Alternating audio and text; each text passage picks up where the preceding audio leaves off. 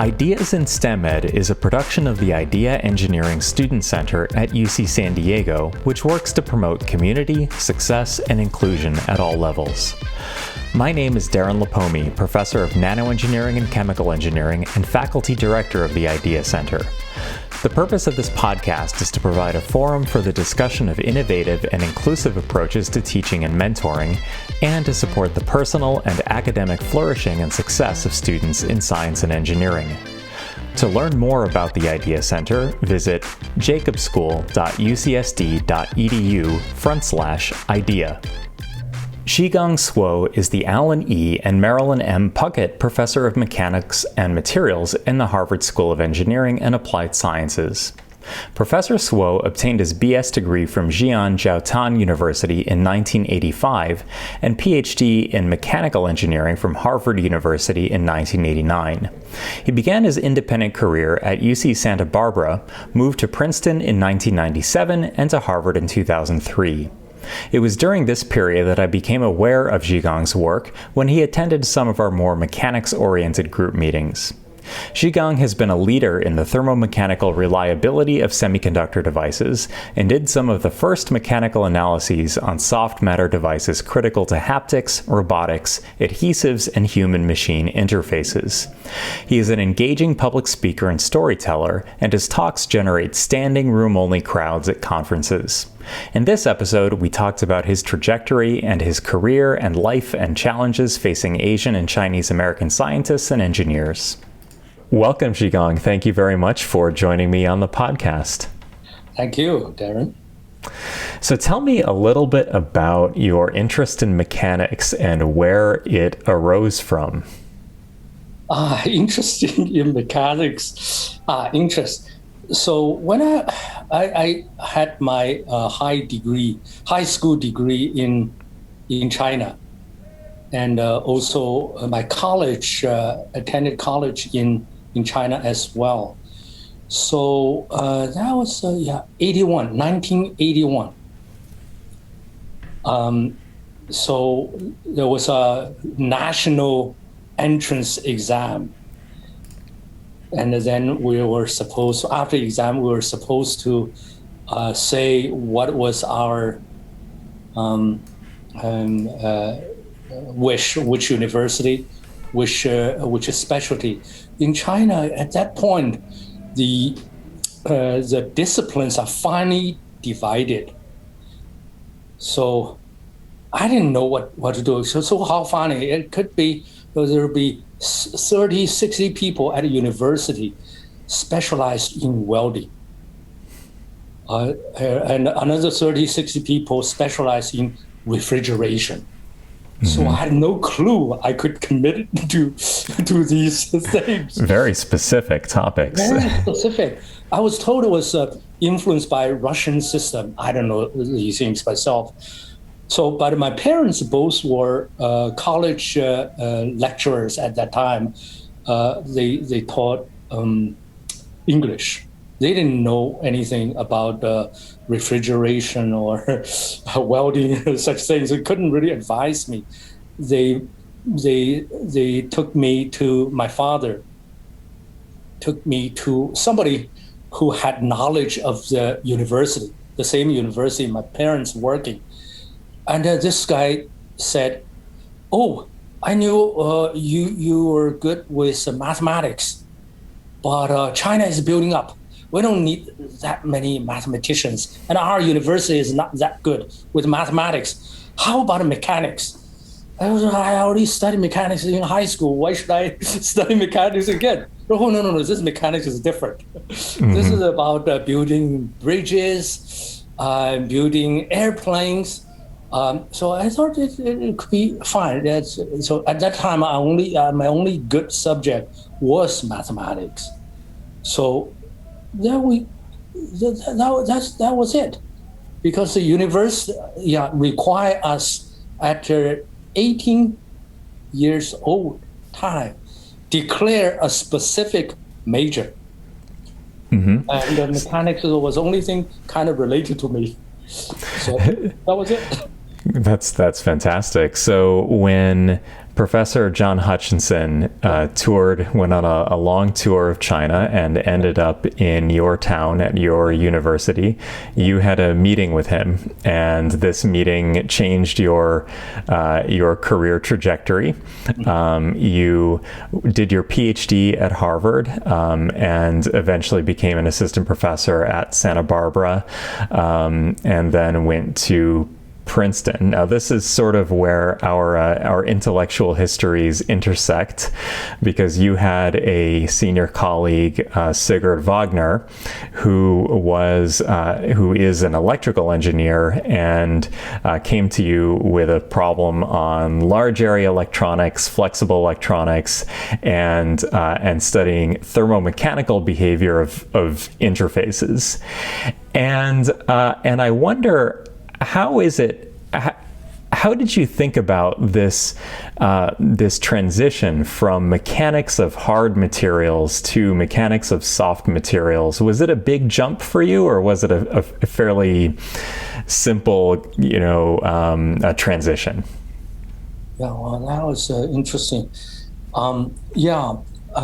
So when I was at UC Santa Barbara before Princeton, UC Santa Barbara was my first academic position. So there was a huge activity there on ceramic matrix composite. So that's a terrific idea. So these are airplane engines. The idea is to use a higher and higher temperature, so you can do fuel efficiency, and you can also burn things more completely, maybe environmentally sound. That was a time, that was in late 80, early 90. So there was a terrific guy. I don't know if you know this, heard of this person, Tony Evans. He was a leader at Santa Barbara, intellectual leader. Very charismatic Welsh. Very charismatic. Anyway, he got us all together to study ceramic matrix composite. So my role was to do mechanics analysis. Ceramic matrix is a terrific idea. Ceramic can sustain high temperature, but it was too brittle. So nobody would think it was a good idea to use ceramics to make engines. But around that time, even before that, clever people thought about it. So they said, all ceramics are brittle, but if you combine two together, somehow they become ductile. It can be as ductile as steel. It was terrific. So it was not my idea, not even Tony Evans' idea, but it was a serious development he was leading.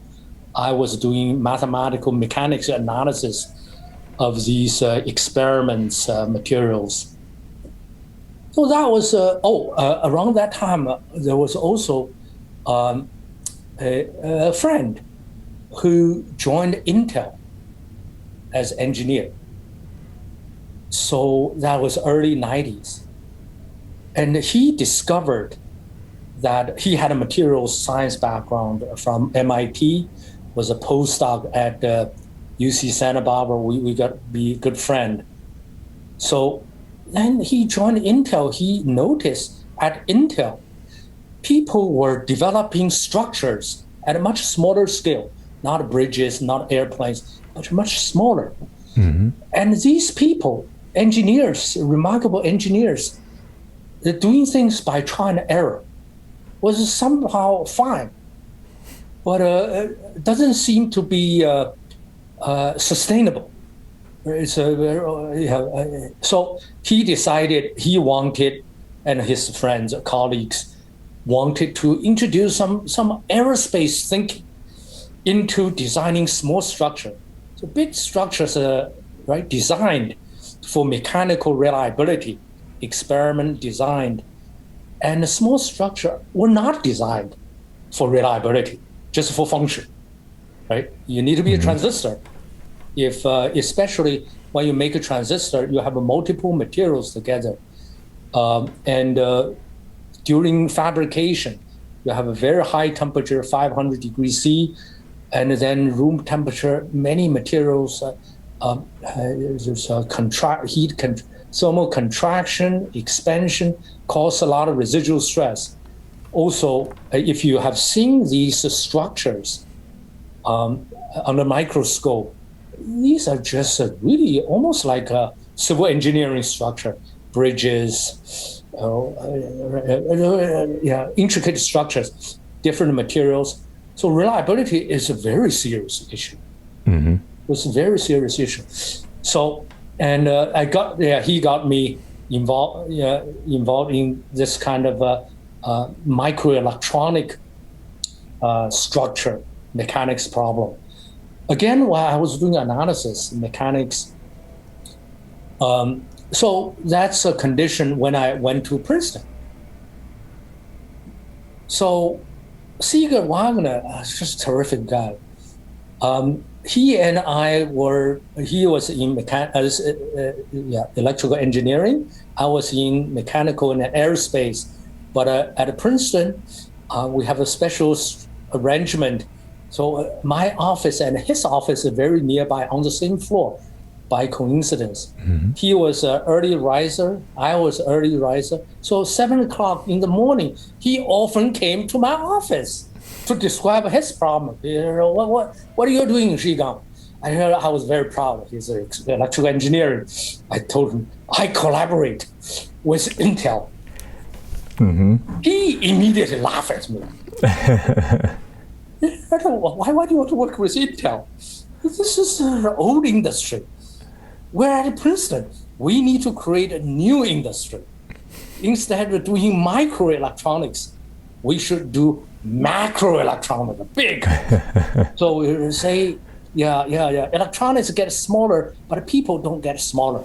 People need to have large monitors, displays. That's what we're doing. That was so he was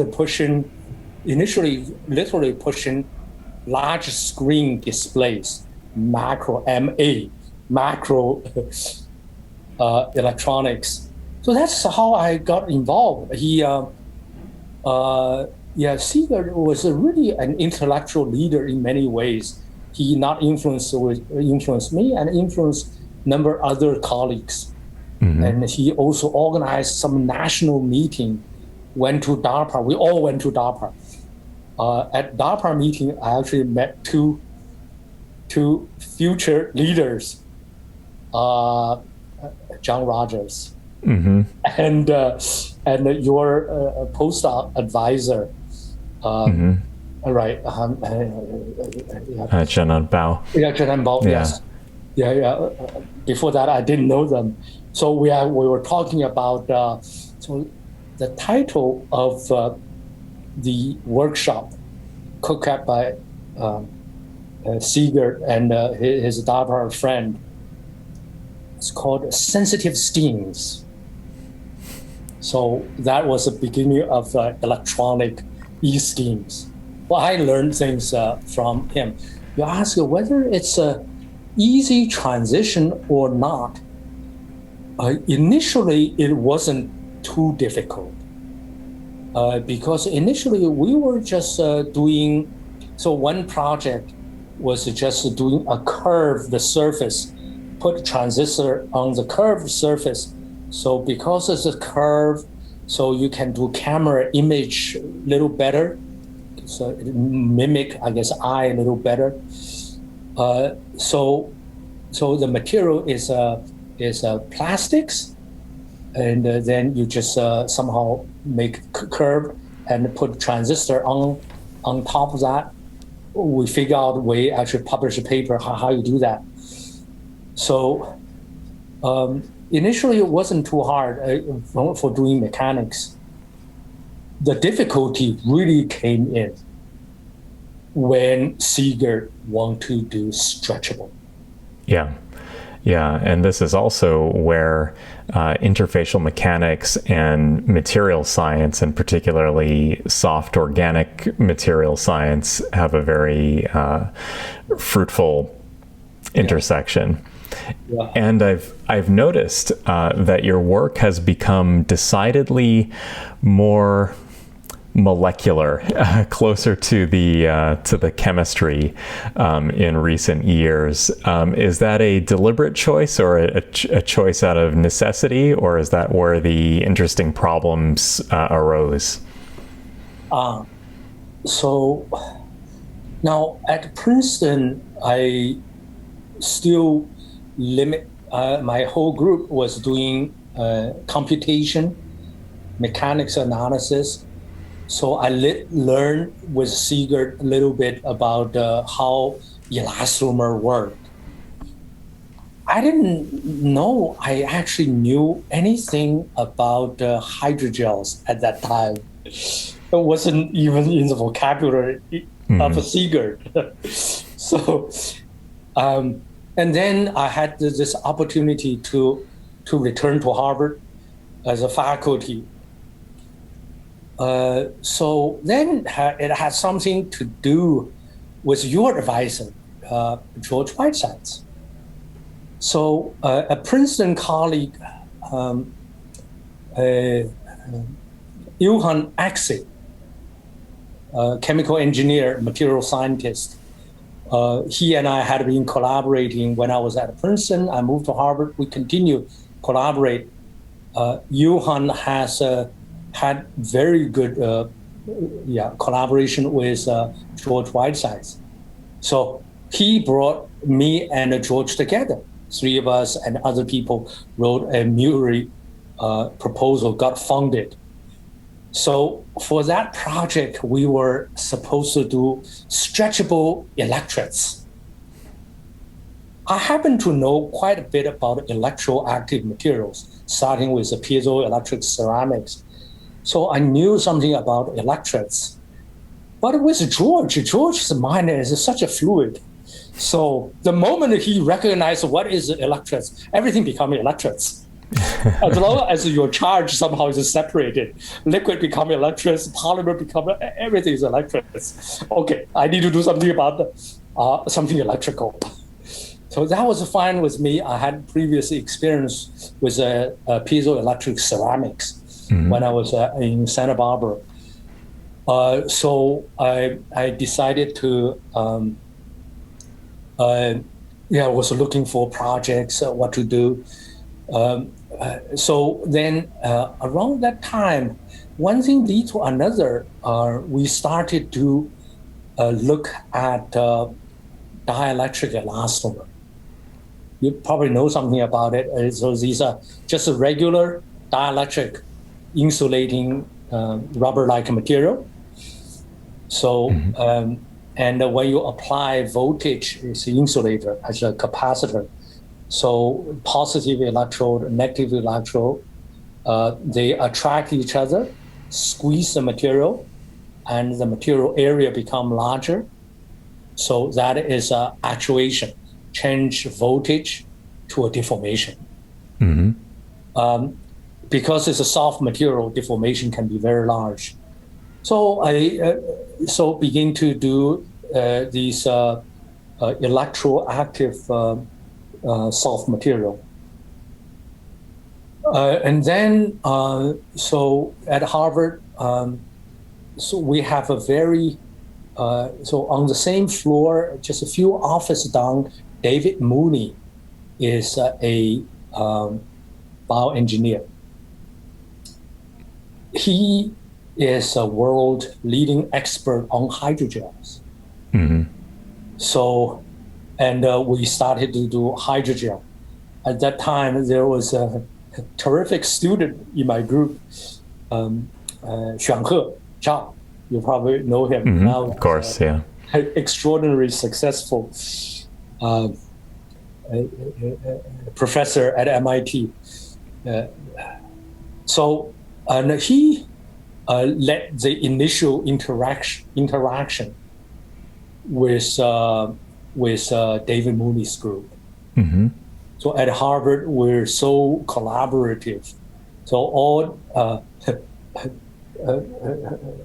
Xi'an need to propose, I can spend one semester to take reading course with David Mooney. And David Mooney can say yes or can say no. David said yes. So then yeah, at that time, Xiang He, all his background, he was an electrical engineer at undergraduate level and a material computational person as a master from a Canadian place. Came to Harvard just as a theoretical person. No background in soft material, no background in experiments. And then just because this opportunity, we have a funding through George Whiteside's electrons, everything electrons. There's opportunity. So, yeah, we initially published a few papers, just mechanics about alginate, how this seaweed derived hydrogel, how mechanical, that material mechanical behavior. People knew something, but we felt we can make some contribution, publish a few papers. One thing leads from another. We developed this version of tough hydrogel that led to a paper in Nature. That was a very big breakthrough for our group. All the experiments were done at David Mooney's lab. I had no lab at that point. So, but Xiang He got a few other people in my group interested. So these were all, actually there was a Korean visiting student, later become postdoc, Jen Sung.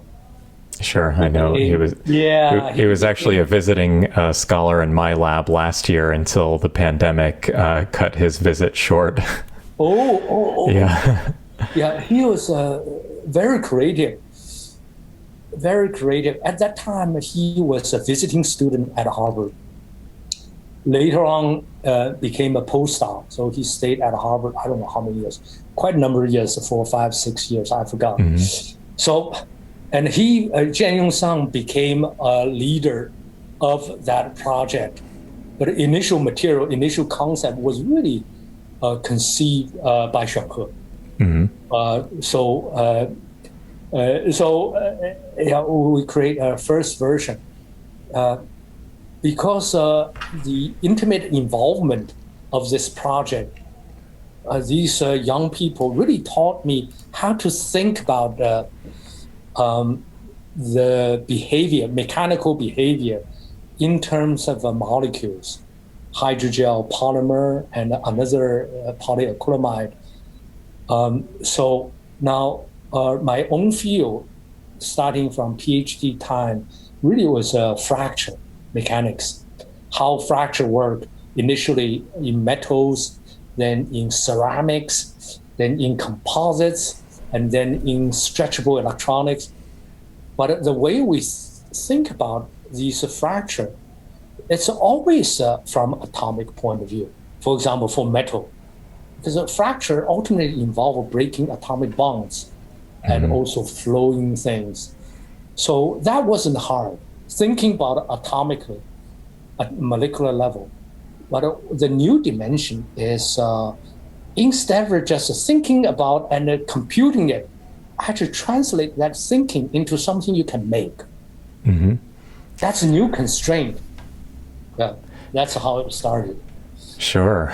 So your work is very fundamental, yet but your degrees are in engineering. You have taught in engineering departments. Do you consider yourself a scientist or an engineer, or is the distinction not useful, as George Whitesides would say? George Whitesides, George is probably the world's most famous engineer. With no degrees in engineering. Yeah. So, of course, I'm a huge admirer, fan of George's approach. Quite natural for me the moment I got a chance to really interact with him quite extensively. Of course, he has many people interacting with him extensively. So the distinction I think is real. Scientist and engineer. So my understanding is, I guess the fundamental role of a scientist really is to understand nature.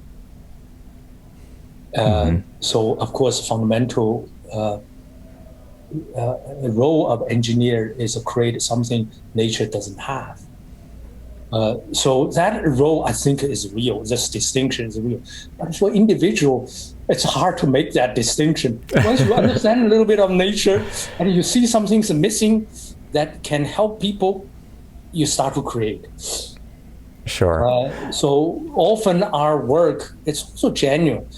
There's have something about inspiration. Sometimes that inspiration is a little fake, but often I think it's genuine because you have to see things in action. That's a stimulation. And the natural world provides so many examples, unusual, interesting, that provide you way to think about things.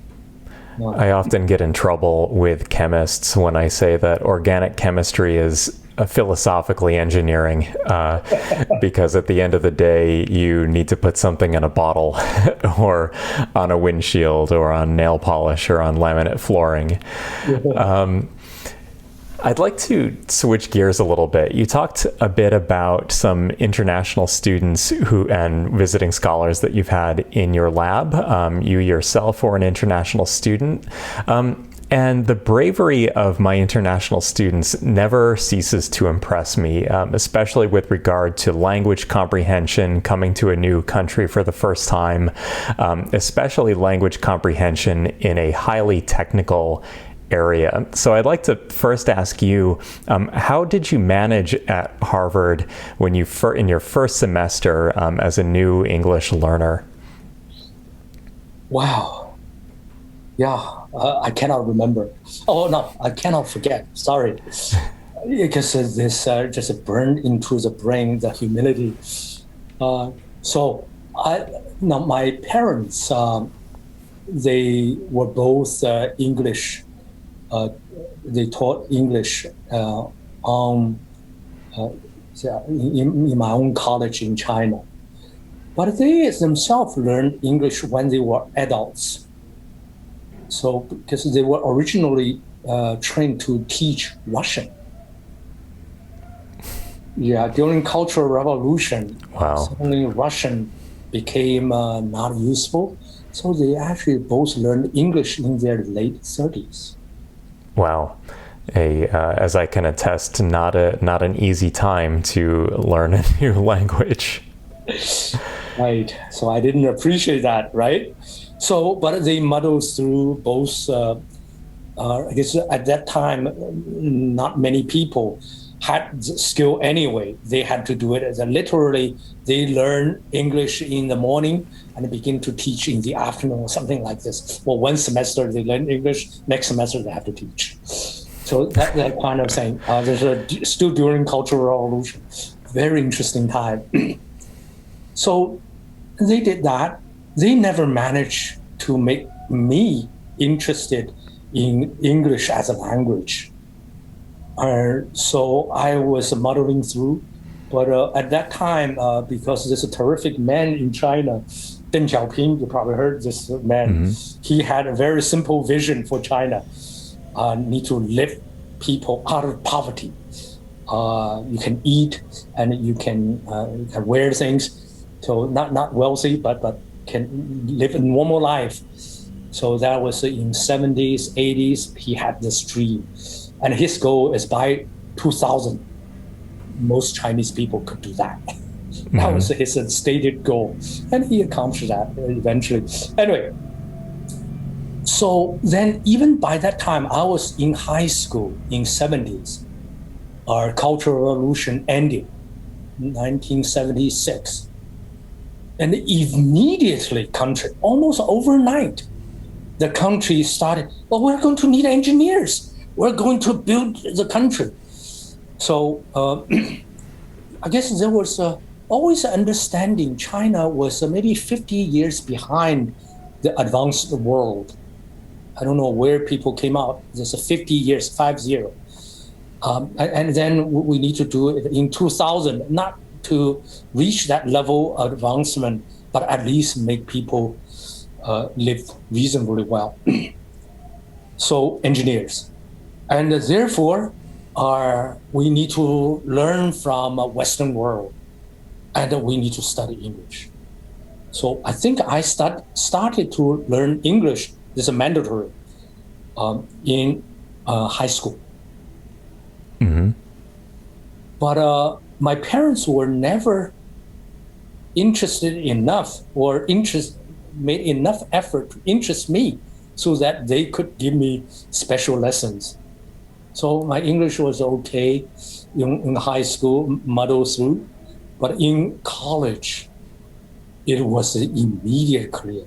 English was the most important skill that young men and young women need to have. Why? So good young men and young women need to go to America or go to Europe. Yeah. So I just spent, I think half of my time studying English when I was in college. Mostly through reading. So our professors were all native Chinese. They couldn't really speak very well. So their way of instruction is through grammar and through reading and writing.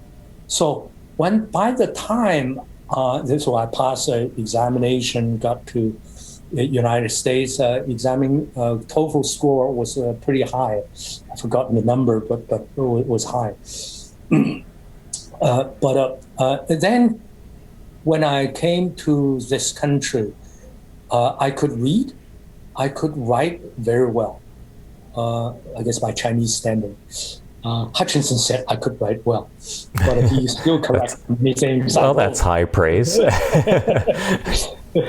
So my advisor. Anyway, the difficulty was speaking. It was difficult, but the most difficult was listening.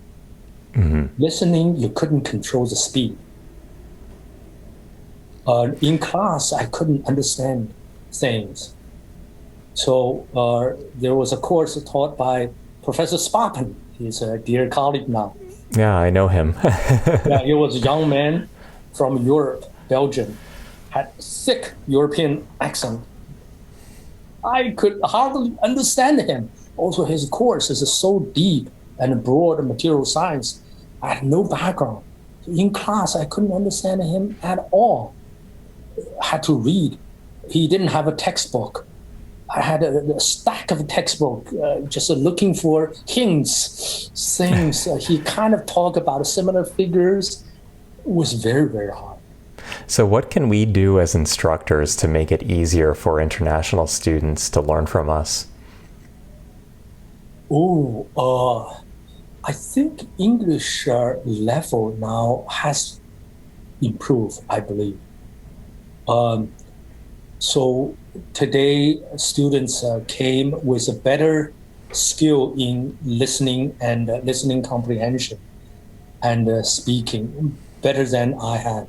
They probably couldn't write as well I did, but they improved. So I didn't notice a serious difficulty with foreign students, Koreans and the Chinese. Couldn't notice difference. Also Iranian. No. So I don't know.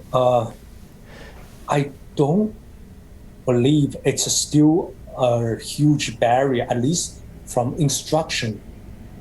Yeah, that's great. That's great to see, because international students are the lifeblood of our graduate programs, and it leads me into the next topic, which is the Justice Department. And I don't know how much we want to go on the record here, but I wonder if you have any comments as to what the Justice Department gets wrong about the way science is done in the United States.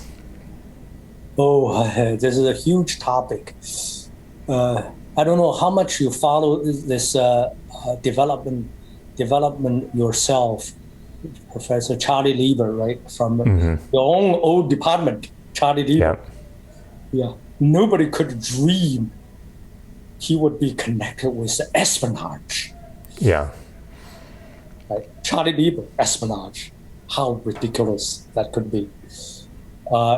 Now he probably was the most famous case of this China initiative started by Justice Department 2018. How much do you follow these cases at all? I know quite a bit. I think I know more than the median academic. I have a special interest in it because one time, so let me back up. Occasionally we get emails on campus from the Office of Export Controls and Legal Counsel that tell us that if a representative of a government agency comes to the door, to not talk to them, but to call the appropriate campus representative. And I think I had forgotten that instruction at the time because some people came to the door and I was in a meeting at the time, but if they flash the badge, you have to do what they say, right? Or so I thought, because it seemed to me that that if I got on the phone and called legal counsel, it'll look like I had done something wrong. And this must happen all the time, because it couldn't have just been me, right? I mean, I don't do any classified research. I have grants from the DoD, but it's all unclassified. The work, we want to publish it. And moreover, the NIH and NSF have mandatory open access policies. So your work must be made available on PubMed or the NSF equivalent 12 months after the publication of the article. So it seems to me that there is a disconnect in the way that research funding is administered and this these accusations of espionage and foreign dissemination of research of publicly funded research results that are not classified. I mean, what is the point of a scientific paper, right? If not to disseminate the information as widely as possible. So, at the time, I felt a little bit humiliated by my, my response, which is, yes, sir, yes, sir, yes, sir, yes, sir. I'll be good, sir. I will not leave my laptop unattended when traveling internationally. And that was good enough for them. And it was very cryptic, it was bullying. I think I replay scenarios in my head where I'm in a meeting with a student, and even after they flash the badge, I tell them, I'm in a meeting. Can you wait?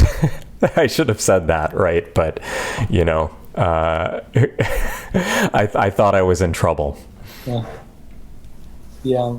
So now, I guess I don't really know, because these things never understand. So for all these years, in my, so I came to this country, just to use myself as an example, came to this country in '86. The first time I actually went back to China was 2000, 14 years after. So then in subsequent years, initially maybe once every other year, I would go back because my parents still there. they could visit, but they got old.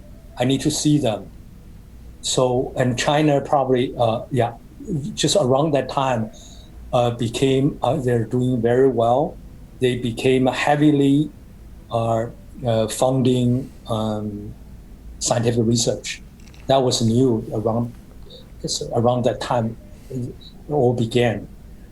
So then I went back maybe every year. So each time, of course, people ask me to give a talk, right? But not once there is even a hint that you do some spying. I guess these people probably intelligent enough to know I have no unusual information to really give to them. It's just publish information, teach them what we publish, explain, give just a usual scientific talk. So, and then because my parents get older and older, so I have to go back once a year. So then my hosts, we're tired of just each time arrange your accommodation. Why don't we give you a ongoing visiting appointment? Sure. So, right, that was it. Never crossed in my mind this kind of thing could be potential problem. But in hindsight, of course it could be. But I guess the White House, from White House recently, Eric Lander said it very clearly that in future, the United States need to have very clear rules for disclosure. Yeah. So in the past at Harvard, you know this. Yeah. Anytime if you receive money more than $5,000, you need to disclose. I make sure I do that, right? If anybody invite me to have a dinner, do I disclose that? If I start to make notes for that, I won't have time to do the real things anymore, right? Yeah. So but right now the disclosure rule just recently, even at Harvard, has changed.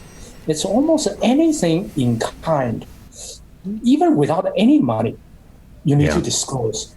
So then I think the scope become A, very different from before. B, that create huge possibility of making mistakes.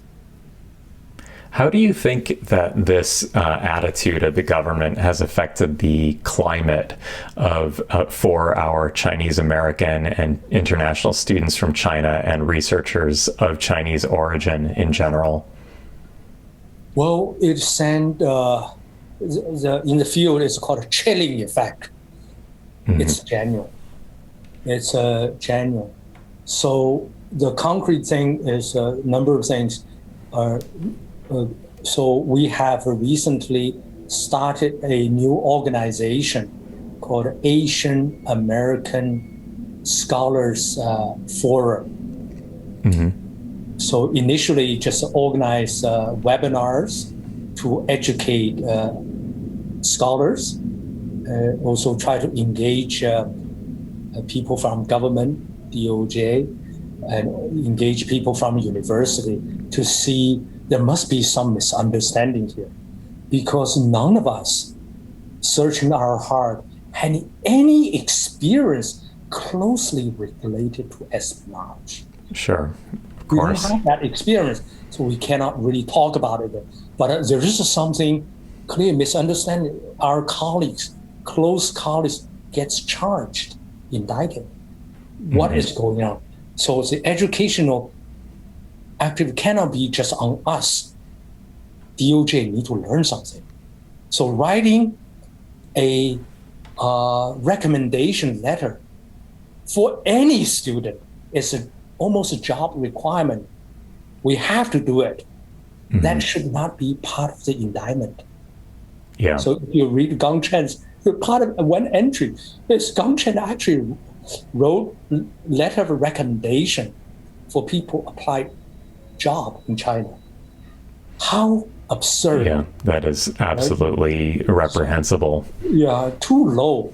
Either too arrogant to learn or too hideous to make up things, fool people who don't understand. I don't know which is which. Either way, it's not very good. Yeah. Yeah. There's a lot of language we use in academia, even by well-meaning people, Yeah. for that are harmful, to our case of inclusion. And one of those words that's recently started to make me bristle is the word cash cow, to describe the relationship of international students to especially public universities, because they pay full tuition in master's programs. They pay full tuition. They're generally not supported by federal grants, and a large portion of the tuition budget comes from international students. Yet the critique on, among faculty members, Democratic voting, liberal leaning faculty members, is to say that international students are a cash cow, where the target of that derision is supposed to be the administration, but the actual recipient of that denigration is the student themselves. And I hear that word now, and it makes my head explode. Like, we are not creating allies using this language. And I guess that's not a question, more of a of a soapbox, but yeah. I heard a phrase like this myself, but recently it seemed to be quite interesting.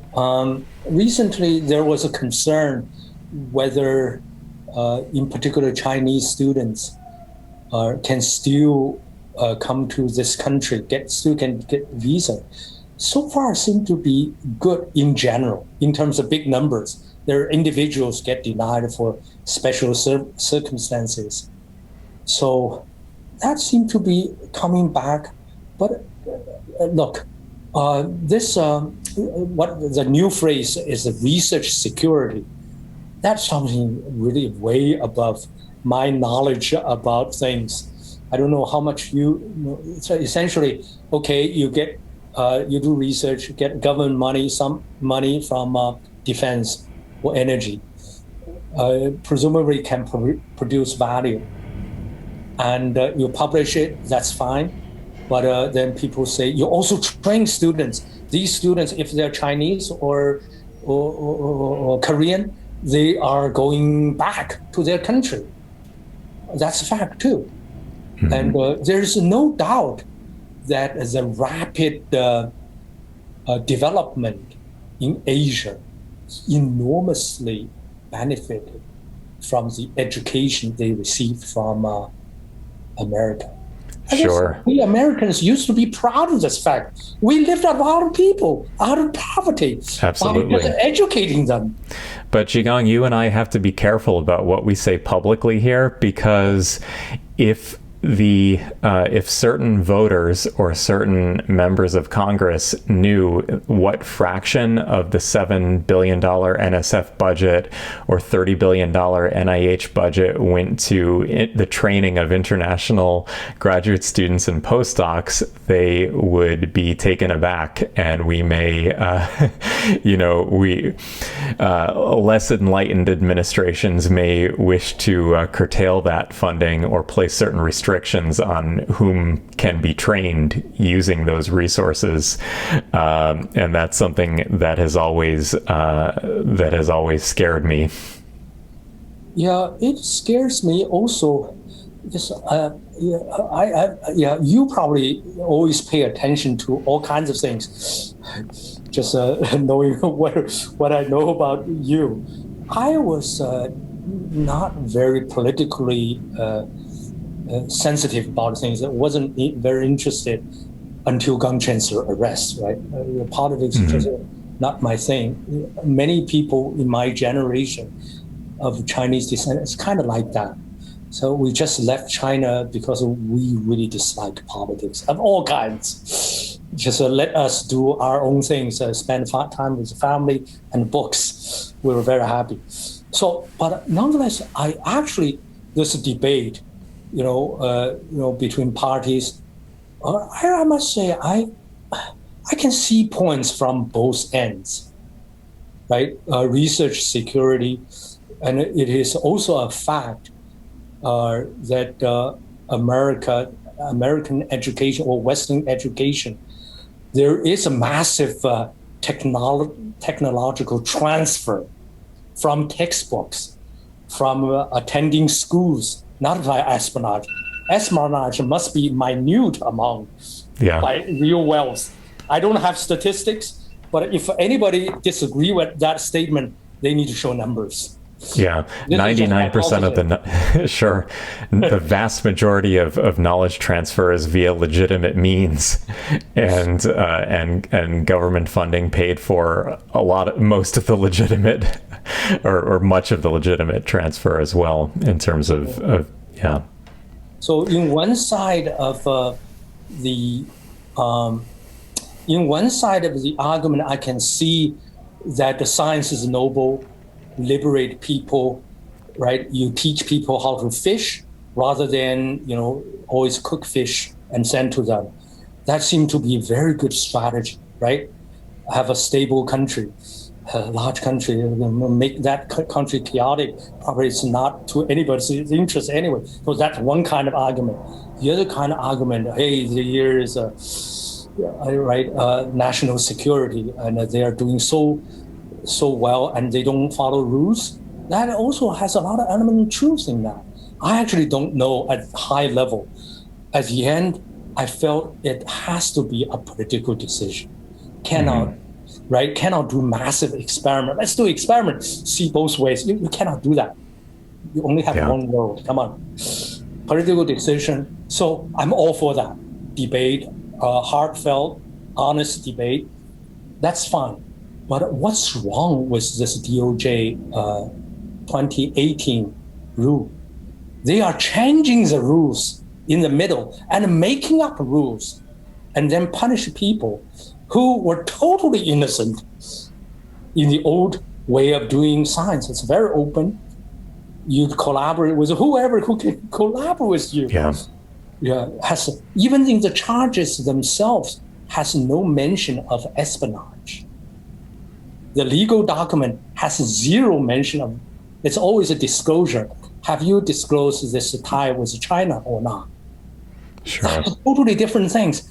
So espionage and the disclosure, these are two different things. But the way government, DOJ, FBI announces these cases, you can look at their for example, Twitter account. It's just hideous. Yeah, I agree. I want to be respectful of your time. We only have about 2 minutes left, but I wanted to end on what I think is a positive note. The field of soft materials, flexible electronics, and soft robotics is very nice. The people in it are supportive. That's my impression. And sometimes I feel like I got away easy in my scientific career by being part of such a supportive field. And I look at other fields and there are partisans. There are people who shout at conferences at each other.